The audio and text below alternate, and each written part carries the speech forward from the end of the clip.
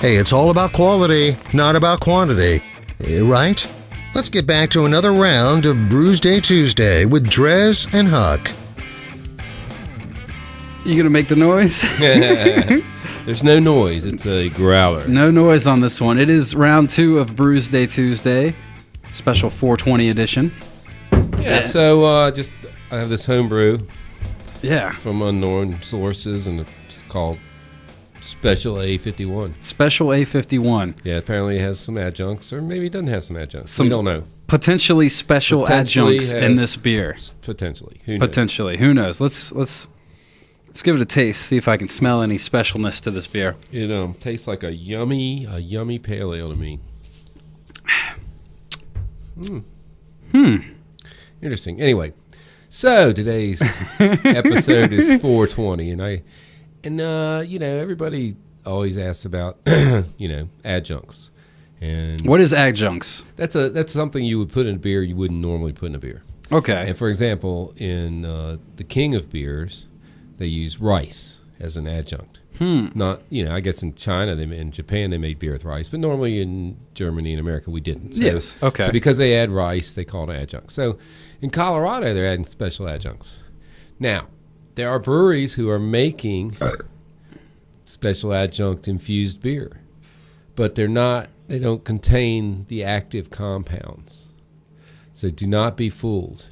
Oh. You will get the healthy cannabinoids, which are good for you in terms of cancer and antioxidants and stuff. Yeah, and all that stuff. You get all those advantages, but you're not going to get the other advantage. And the reason is simple.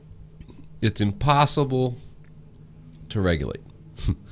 Okay? Because you got two different sets of regulators. You have the alcohol regulators and the cannabinoid regulators. So you're talking about when they're brewing it with stuff over there. They are allowed to add everything but the active ingredient.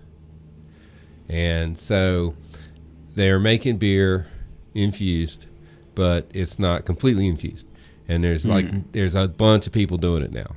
The ones that started was Dale. Let me see these guys' names. So really, for those, you're getting it for the novelty, or maybe you just really like that flavor, or because I'm assuming flavor. you get the it's like a hop. You're going to get the nose. You're going to get the flavor. Yeah, but you might not. You actually just get that effect. Yeah, that you might be looking for. You're not going to get the effect you're looking for. Gotcha. That's for store-bought ones. That's for store-bought approved ones. Okay. Now, the guys that are doing that started this, is Dad and Dudes. And I actually tasted their beer 2 years ago at the Great American Beer Fest. And it did smell like bong water. I mean, it smelled like it was infused with something. So, now, that being said, there are people, there are people out there making beers with special adjuncts. And there's basically two ways to do it. And one way is that you use the oil and you add it late so that the process doesn't destroy it. And then you some people will mix it with like alcohol, small amount of alcohols that will increase alcohol content of the beer. Oh, okay. The other way is to look at it like baking a special adjunct brownie. Okay. Only instead of baking your brownie, you're going to boil it, and it supposedly takes, I'm not familiar with the whole process, but let's just say 250 degrees for 15 or 20 minutes. Okay. And good, beer, just a guess. Beer boils at 212. So that's probably close enough if you boiled some special adjuncts with the beer for 20 minutes at the end of the boil, or even just let it sit in it for 20 minutes. You might achieve the active ingredient you're looking for. Now, that being said, don't do this at home because I'm sure it's illegal. It probably is. And I'm sure. Well, I mean, that's assuming that the adjunct we're talking about is illegal. It could be any sort of adjunct. Right. It could be. Right. It could be thyme, rosemary. It could be any spice. Yes, of course. And we do a lot of spices in beer. Mm-hmm. This is just another one. So just a regular old beer. It's just interesting though that that people can. I think eventually it's going to come to them mixed together, but it's going to have to be somewhere like Alaska or But you're North right. Dakota, where there's really just no laws for anything. Yeah, I was going to say, you're right, because with the double regulation, I Yeah. could definitely see how... It's just going to be difficult. You know, it took them, I think, 4 years to get it approved with the non-active ingredient. Yeah. But then again, you know, barrel aging took a long time to get approved because the ATF saw the whiskey barrels being not a member of the beer family. Mm-hmm. So, and the wine barrels. So it took, you know, It's crossing that. Yeah, it took a while to get that approved. Mm-hmm. So I think the nation's going that direction. I wouldn't be surprised if we had actual cannabis infused beer. Yeah, but you also got to think, if first things first, it's going to have to be more readily legal, I would say. I mean, like with alcohol, you're talking about with the bourbon barrel. I mean, spirits have been legal for how long before they got into all that mess and stuff? Yeah, and just think, I mean, I don't, you know, I'm not in the business, but just how much would you have to add to a 600 barrel batch? Well, you know, you'd I'm have sure to have a large I'm sure they're farm. making that much over there, though. I mean, yeah, probably. no shortage of it. Yeah, nobody's ever. There's It is a shop weed. on It is a weed after all. It is a weed. So anyway, so that's all the information I can give you. Like, this all came from unknown source.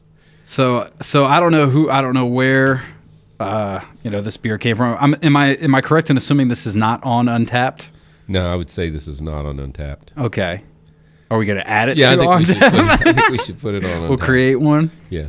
So very few Special people will have checked it A51. in. Special A51. Yeah, I don't know how many people tried it, but those who have probably know. Know that it's... Well, first of all, I must say, I mean, not to critique whoever brewed this, because I appreciate the free cold one, which means it's already one of our favorites, right? Right. It's free. It's free and but cold. it certainly seems to be lacking in, CO2 a little bit. Am I wrong? That could be the trip over here in the growler. Yeah, you think? Yeah, it took a little while to get here. Okay. So it had been chilling in your car a little bit, so I shouldn't take off any points for that, you're saying? No, I wouldn't. It's got a pretty color. It does, and it's unfiltered. Hashtag. Oh, is that what is that what that stem is doing in there? I don't think so. Oh, just kidding. I'm kidding. But you never know. It's at least that filter is not green. Yeah, it isn't green. Has a nice aroma of hops. There is. There's this little bit of an aftertaste. Yeah. That has that adjunct note to it, where if you've had special adjunct If you candy or brownies or something, you might notice something there. I don't know. Maybe not. Either way, it tastes different. It's drinkable. Mm-hmm. I don't think it's going to get a super high score. it's not going to score high. I don't think so. Is it going to score high for you? No, it'll do okay. It's better than not having any. I guess it could be a... Oh, you can't give it a 4.2, can you? Yeah. 4.25. Man, I don't think it's that... I mean, it's... I mean, you almost have to give it that. Yeah, you're right. But that's what I did on my last beer. Yeah, it's probably would be like a 4. 4.2. 4.25, yeah.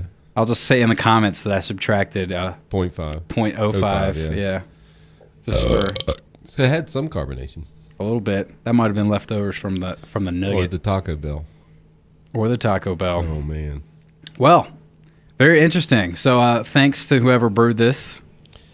And I think that maybe, by next year we'll see what the product line brings out, Yeah, see what changes. Because, I mean, really, there has been leaps and bounds forward, in the whole legalization movement. Oh, we didn't even mention, though, the big thing at craft beer is pairing it like food Oh, yes. with cannabis. Oh. And the different strains. There's so many different strains, and there's so many different strains of beer.